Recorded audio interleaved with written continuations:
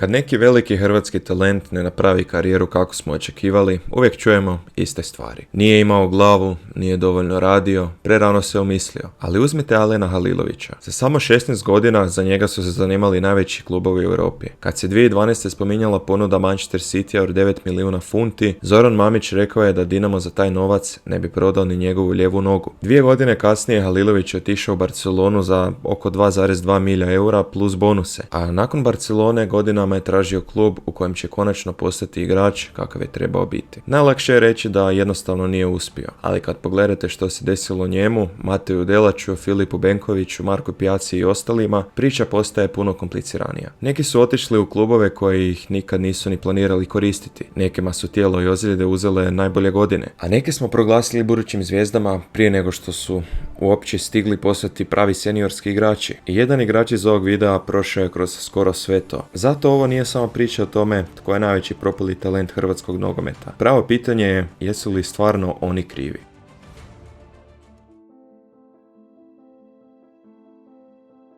Kad ovdje kažem propali talent, ne mislim nužno na lošeg igrača. Neki od ovih igrača nastupali su za Hrvatsku, igrali u ligama petice i zaradili novac u kojem većinu nogometaša može samo sanjati. Gledamo koliko su daleko završili od onoga što se njih očekivalo. Ako ti sa 17 godina govore da će igrati za Barcelonu i postati jedan od najboljih veznjaka svoje generacije, dobra karijera u slabim klubovima i dalje može izgledati kao ogromno razočaranje. I da, puno imena bit će povezano s Dinamom. Govorim to kao Dinamovac, ali nije komplicirano. Dinamo proizvodi i prodaje najviše velikih talenata, zato ima i najviše uspješnih priča, ali i najviše igrača kod kojih se sve raspalo. A kod prve trojice najveći problem nije bio to što su loše igrali, problem je što gotovo uopće nisu igrali.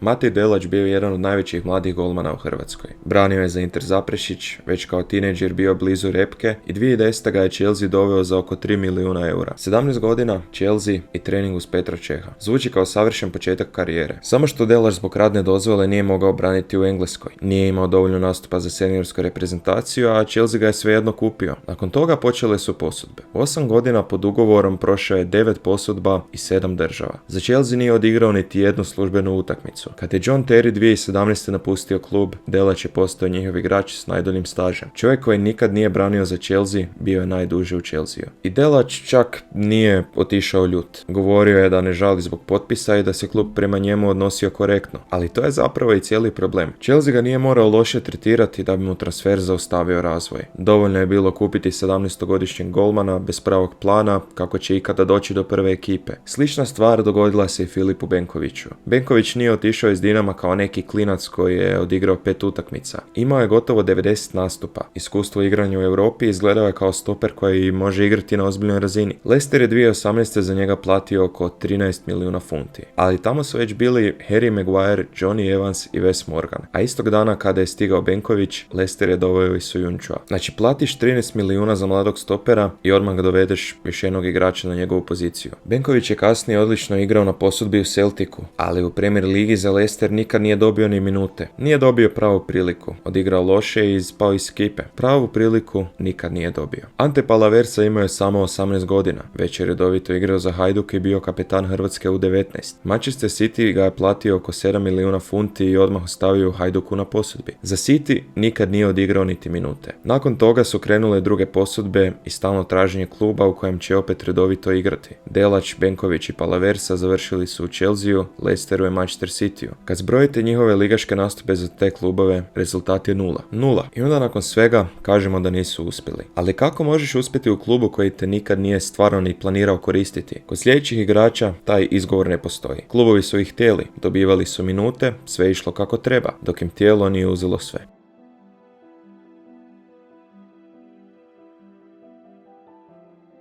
Marko Pijaca nije bio igrač kojeg je Juventus kupio samo zato što bi jednog dana mogao vrijediti više. Platili su ga 23 milijuna eura. Imao je 21 godinu, odigrao odličan euro i stvarno su ga željeli u prvoj ekipi. U prvoj sezoni dobivao je minute i zabio Portu u osmini finala Lige prvaka. To je bitno jer danas lako zaboravimo koliko je blizu zapravo bio. Pijaca nije bio samo veliki talent koji je možda jednog dana mogao igrati najveće utakmice. On ih je već igrao. A onda je u ožujku 2017. u prijateljskoj utakmici Hrvatske protiv protiv Estonije, potrgao križni ligament i oštetio menisk. Vratio se, tražio minute i pokušavao ponovno uhvatiti staru formu. 2 godine kasnije potrgao je križni ligament i na drugom koljenu. Za igrača kojem su najveće oružje bili brzina, prvi korak i promjena smjera, to je najgora moguća ozljeda. I dogodilo mu se 2 puta. Zato mi nema smisla Piazzu samo staviti na listu propalih talenata i reći da nije ispunio očekivanja. Znamo zašto nije. S Markom Rogom dogodilo se nešto slično. U Napoliju nije postao novi Modrić, ali je skupio ozbiljan broj nastupa i bio dio ekipe koja se borila za naslov u Italiji. Kad je otišao u Cagliari, izgledalo je da je konačno pronašao klub u kojem će redovno igrati. Onda su počela koljena. Prvo jedno, onda opet isto, nakon toga i drugo. U godinama kada je trebao igrati najbolji nogomet, Rog je stalno kretao iz početka. Operacija, rehabilitacija, povratak, pa opet ozljeda. Zato njegov povratak u Dinamo nije priča o igraču koji je vani propao. To je igrač koji nakon svega pokušava ponovno normalno igrati nogomet. Tini Edvaj ovdje je dobar primjer koliko se ta riječ propao često koristi bez veze. Otišao u Romu sa 17, igrao Bundesligu, skupio 26 nastupa za Hrvatsku i bio dio reprezentacije koja je došla do finala svjetskog prvenstva. Nije postao stoper svjetske klase, ali to ne znači da je propao. Ako svaki veliki talent koji ne dođe do najvišeg mogućeg nivoa proglasimo promašajem, onda smo si sami postavili dosta glupi kriterij. Piazza i Rog možda nisu postali ono što smo očekivali, ali koljeno nije karakter. Kod njih barem znamo što se dogodilo. Kod sljedećih 2 igrača puno je teže shvatiti gdje je završio stvarni talent, a gdje je počeo hype.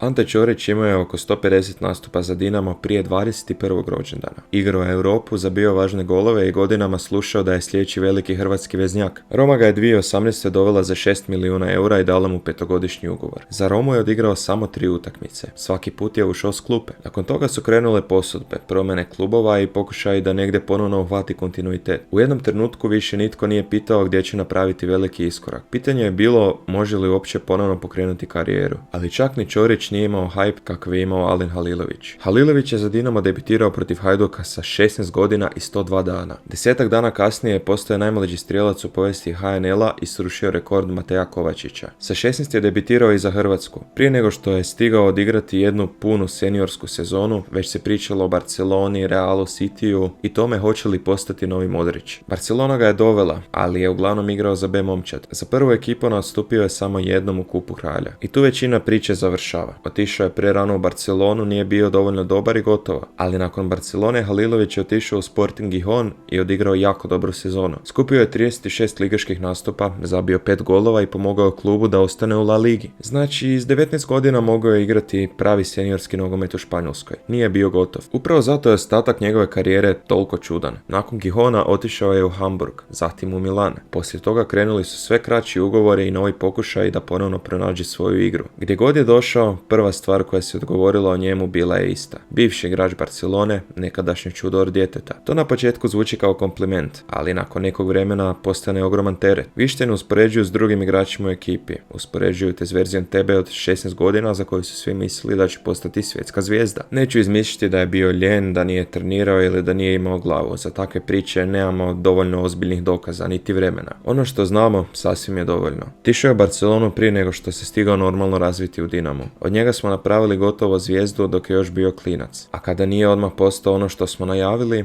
svaka sljedeća sezona postala je novi pokušaj spašavanja karijere. Zato je Halilović najveći izgubljeni talent ove generacije. Ne samo zato što je oko njega bilo najviše hajpa, nego zato što se kod njega spojilo skoro sve iz ovog videa. Prerani odlazak, klub u kojem nije imao pravo mjesto, ogromna očekivanja i godine pokušavanja da ponovno postane igrač kojeg su svi vidjeli dok je imao 16. A stvar nije nestala s njegovom generacijom. Možda se događa i danas.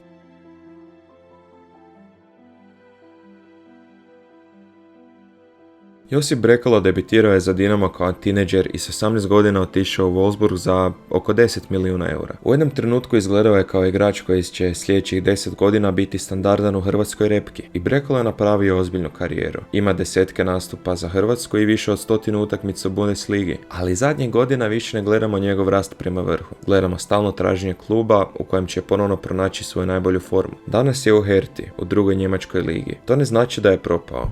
i dalje ima vremena okrenuti priču. Ali nije završio tamo gdje smo prije nekoliko godina mislili da ide. Kod Lovre Majera sve se dogodilo još brže. Iz Dinama je otišao u Rennes i tamo stvarno napravio iskorak. Igrao je dobro u Francuskoj, bio važan u reprezentaciji i Wolfsburg je platio oko 25 milijuna eura. 3 godine kasnije Wolfsburg je ispao iz Bundeslige. Majer je ostao izvan hrvatskog kadra za svjetsko prvenstvo i sada je pred dolaskom u Ajax za puno manje pare. Ne kažem da su Brekalo i Majer propali. Pitam jesu li krenuli putem koji smo već gledali. Veliki transfer, velika očekivanja, nekoliko loših sezona i onda polagani pad dok više nitko ne primijeti koliko je igrač daleko završio od onoga što se najavljivalo. Obojica još mogu potpuno promijeniti priču, ali baš zato o tome vrijedi pričati sada, jer za 10 godina ćemo ponovno imati spremno isto objašnjenje.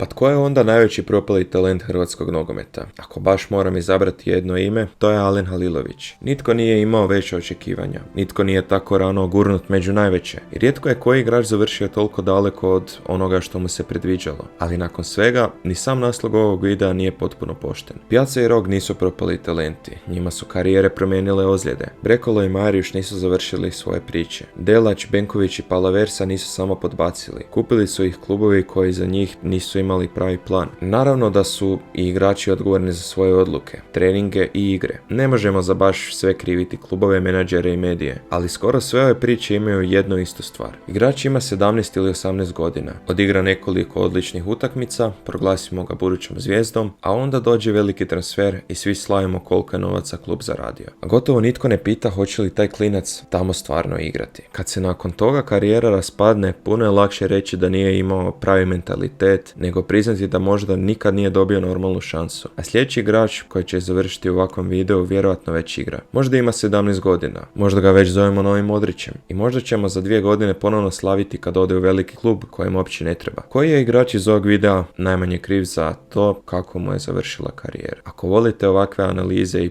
priče iz hrvatskog nogometa, pretplatite se na kanal.